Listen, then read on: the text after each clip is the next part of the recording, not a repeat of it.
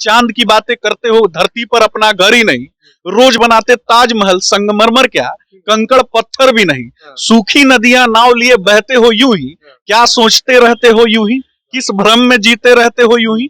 तो ये लोग भ्रम में जीने वाले लोग हैं। माँ के आंचल पर दाग लगाने वालों के साथ खड़े होना है कि माँ के आंचल को बचाए और बनाए और उसको विश्व के मानचित्र पर उसका स्थान स्वर्णिम अक्षरों में लिखा जाए, इसके लिए जो खड़ा है वाले दाग लगाए। बिल्कुल, मैं आपको बताऊंगा जो दाग लगाने का काम इन लोगों ने किया है। 2G 3G जिस प्रकार से घोटाले, इनके ऊपर घोटालों की जो श्रृंखला इन्होंने खड़ी की थी, भ्रष्टाचार और लूट के नए आयाम गढ़े थे। भारत का एक ऐसा तबका जो कहीं ना कहीं उपेक्षित था, शोषित था, और जातिवाद, पंथवाद, समाजवाद, इन चीजों के नाम पर जिसकी उपेक्षा की जाती थी, जिसका शोषण होता था, हत्या, अपहरण, लूट और बलात्कार का पर्याय जिन क्षेत्रों को बना दिया गया था, जिन राज्यों में ये जो विपक्षी एकता के नाम पर आज जो पार्टियां एक साथ इकट्ठी हो रही हैं, उन्हीं राज्यों में आपने देखा हुआ कि किस प्रकार से बम ब्लास्ट हुआ करते थे, किस प्रकार से विपक्ष वाले तो कह रहे हैं मोदी जी थाली पिटवा रहे थे, दिया जलवा रहे थे। धर्म का अर्थ ये नहीं है किसी को नुकसान पहुंचाना। धर्म का अर्थ है सबके प्रति सामाजिक न्याय की प्रतिबद्धता के साथ आगे बढ़ना। राम को समझने की आवश्यकता है। मर्यादा पुरुषोत्तम भगवान श्री रामचंद्र जी अगर एक जीवन अध्याय है तो राष्ट्रपिता बापू उसी अध्याय का एक पन्ना है। आप उसी अध्याय के एक पन्ने को मानते हैं, परंतु मर्यादा पुरुषोत्तम भगवान श्री रामचंद्र जी की जब बात होती है तो आप उनके साथ खड़े। कोरोना रूपी वैश्विक महासमस्या आया, वैश्विक महाचुनौती आई, जहां संपूर्ण विश्व के लोग इस बात के लिए नजरें गड़ाए बैठे थे और बड़ी बड़ी कंपनियां, मल्टीनेशनल कंपनियां, दवा की कंपनियां इस चीज को देखने में व्यस्त थी कि भारत कैसे उभरेगा। भारत में तो बड़ी महामारी आएगी, लेकिन भारत में महामारी नहीं आई।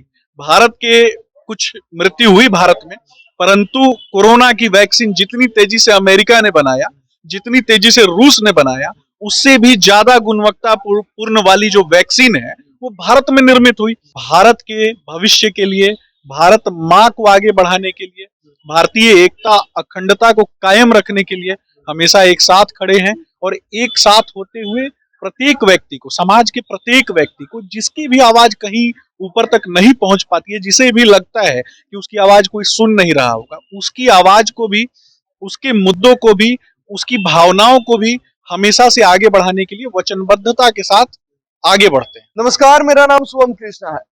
महागठबंधन का बैठक होता है और उसमें महागठबंधन का नाम रखा जाता है, विपक्षी एकता का नाम रखा जाता है इंडिया। जैसे ही इंडिया नाम रखा जाता है उसके बाद चर्चा तेज होने लगती है कि 24 में इंडिया वर्सेज एनडीए की लड़ाई होगी।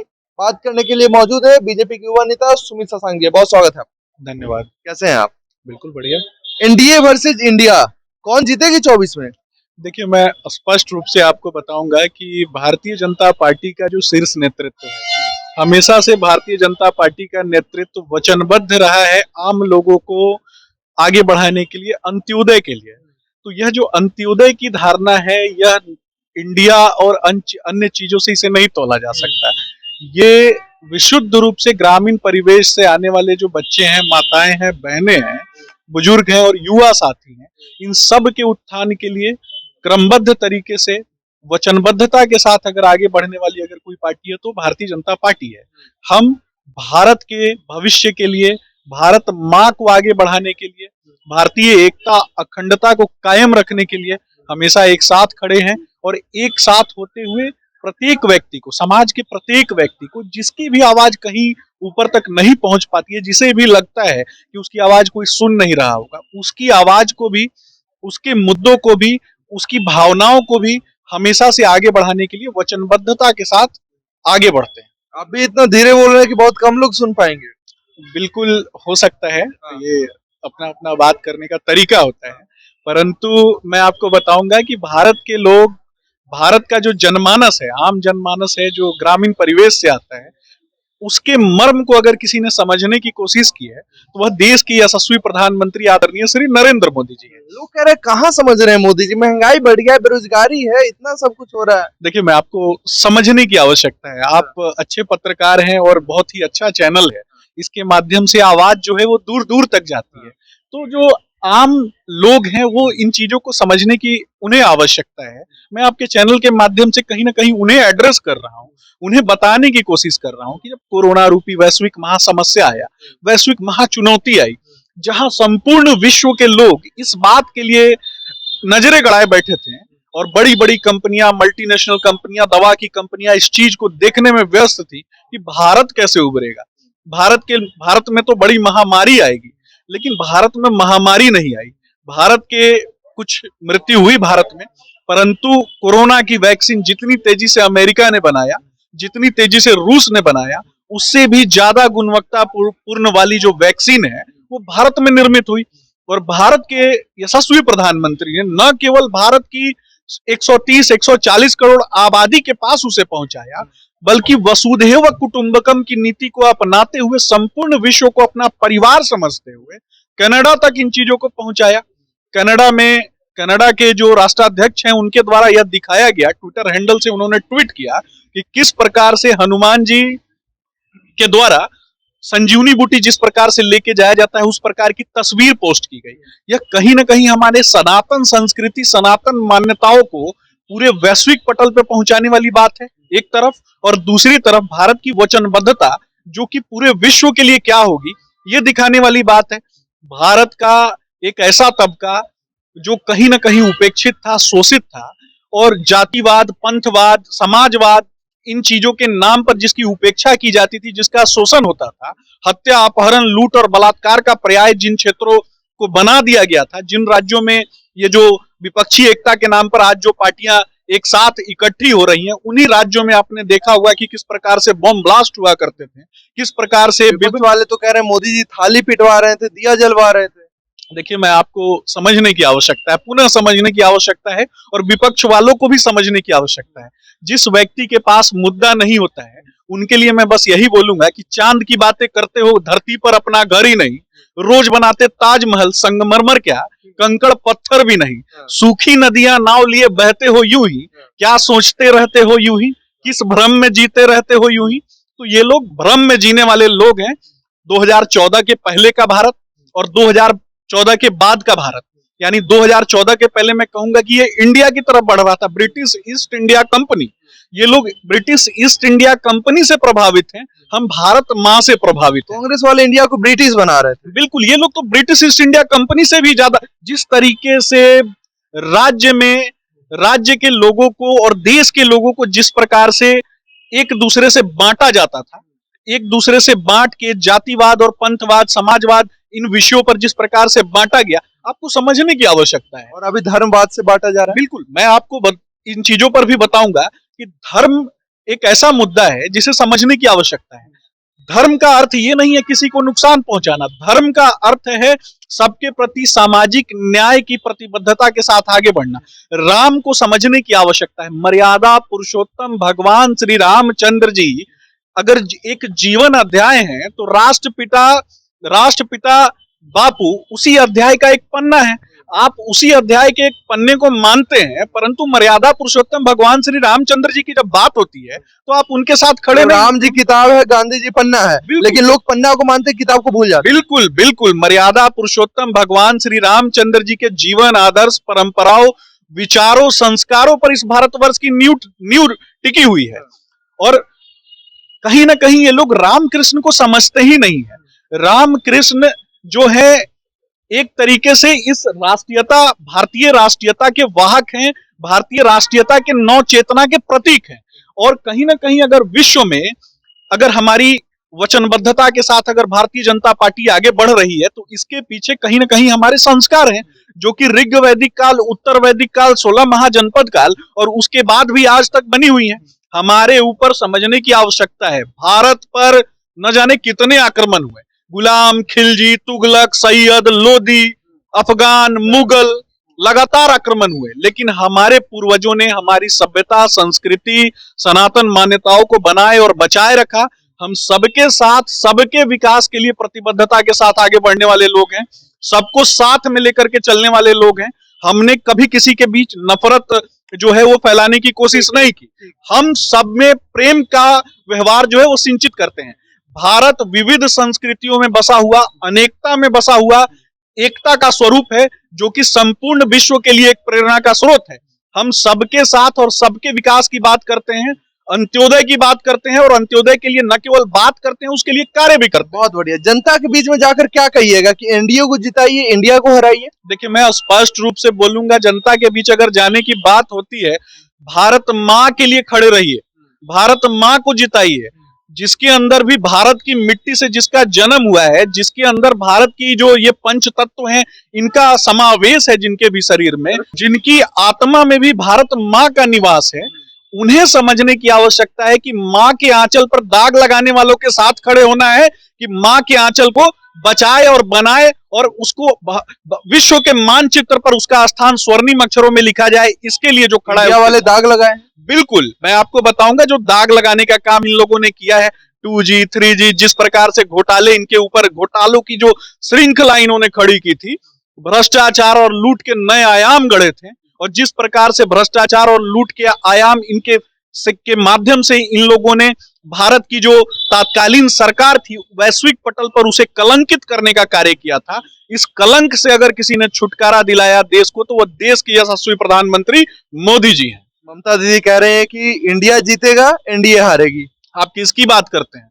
जहां बंगाल में कभी नारी तत्वों की पूजा होती थी, उसी बंगाल में महिलाओं का सरेआम सड़कों पर बलात्कार होता है, और उसी राज्य की महिला मुख्यमंत्री अट्टहास करती है। और उसी राज्य में जहां बंगाल से आए हुए जो लोग हैं, और उसी राज्य में बंगाल से आए हुए जो लोग आकर के आम बंगाली नागरिकों का और वेस्ट बंगाल के लोगों के साथ दुर्व्यवहार करते हैं, उनके साथ न्याय होता है, उन्हें आगे बढ़ाया जाता है, और आम बंगाली महिलाएं जो हैं उनके साथ दोयम दर्जे का व्यवहार होता है। तो उस स्थान की महिला मुख्यमंत्री के विषय में आप बात करते हैं, जिस पर मुझे लगता है कि कहीं ना कहीं बंगाल के लोगों को और देश के लोगों को शर्म आती है ऐसे लोगों पर। जब किसी की हत्या होती है, किसी के साथ बलात्कार होता है, मुझे तो कहते हुए भी शर्म आती है। क्या उन्हें शर्म नहीं आती है क्या? माँ काली का प्रदेश है, जहां माँ काली की पूजा होती है, और उसी जगह पे इस प्रकार की महिला मुख्यमंत्री और दूसरे राज्यों में जाकर के इस प्रकार की जो घटिया बातें करती हैं, उन्हें तो शर्म आना चाहिए। दूसरे राज्यों में तो आने नहीं देना चाहिए उन्हें। बिहार में नीतीश कुमार ने बुला के गंगा के पवित्र तट को जिस प्रकार से कलंकित किया है, इस प्रकार के लोगों को बुला के, और विपक्षी एकता के नाम पे जिस प्रकार से बिहार कुमार ने बिहार को कलंकित कर दिया। बिल्कुल बिल्कुल, मैं बोलूंगा कि कलंकित करने का कार्य किया है, भ्रष्टाचारियों की जमात को बुला करके। एक से बढ़कर एक भ्रष्टाचार के आयाम गढ़ने वाले, परिवारवाद को बढ़ावा देने वाले, परिवारवाद से ग्रसित लोग, और अपने अपने परिवार के द्वारा किए गए भ्रष्टाचारों को छुपाने के लिए जिस प्रकार के लोगों का आगमन बिहार की धरती पर हुआ था, और आज आप देखे होंगे कि बेंगलोर में हुआ, और किस प्रकार से बेंगलोर में इनके साथ नीतीश कुमार जी पहले ही निकल करके चले आए। कह रहे राजगीर जाना था उनको, पता नहीं अब उनको कहां जाना था, ये तो वही बताएंगे ना, बेहतर समझने की इंडिया गठबंधन के मजबूत चेहरा है नीतीश। बिल्कुल समझने की आवश्यकता है कि उन्हें कहां जाना था और किस जगह उनको भेज दिया उन लोगों ने, ये भी समझने की आवश्यकता है। आज से पहले आपने देखा होगा कि उड़ीसा में उनके एक वरिष्ठ नेता उनके साथ गए। चलो मान लेते हैं कि मीटिंग में मुख्यमंत्री और दूसरे राज्य के मुख्यमंत्री साथ बैठेंगे, परंतु भोजन की जो थाली परोसी जाती है, उस टेबल पर भी तो उनके सहयोगियों को नहीं बैठाया गया, और जिस प्रकार से दोयम दर्जे का व्यवहार किया गया, कहीं ना कहीं संपूर्ण बिहार को जिस प्रकार से अपमानित कराने का कार्य किया इन लोगों ने, कम से कम जाना ही नहीं चाहिए था ऐसे जगह जहां इनका अपमान हुआ। अरे गठबंधन का अगुवाई करके गौरवान्वित करवाने का प्रयास कर रहे थे। किस प्रकार से गौरवान्वित कराने का प्रयास करते हैं? आपने देखा होगा कि विषय जो है वो कहां पे आके टिका। प्रथम बैठक का विषय राहुल जी के विवाह पर आकर के टिकता है। लालू जी ने राहुल जी के विवाह की बात कही। मैं पूछना चाहता हूं, हालांकि यह समझने की आवश्यकता है कि लालू जी के द्वारा करवाया गया कौन सा विवाह जो है वो चला है, चाहे वो राजनीतिक हो चाहे गैर राजनीतिक हो। किनकी बात कर रहे हैं? अब विषय आप समझते हैं, बहुत सारी विषय जो है वो जनता को समझने दीजिए। नीतीश कुमार अगर इंडिया गठबंधन से नाराज होते हैं तो एनडीए गठबंधन में उनका स्वागत होगा? बिल्कुल नहीं। नीतीश कुमार जी के विषय में संपूर्ण देश को पता चल चुका है।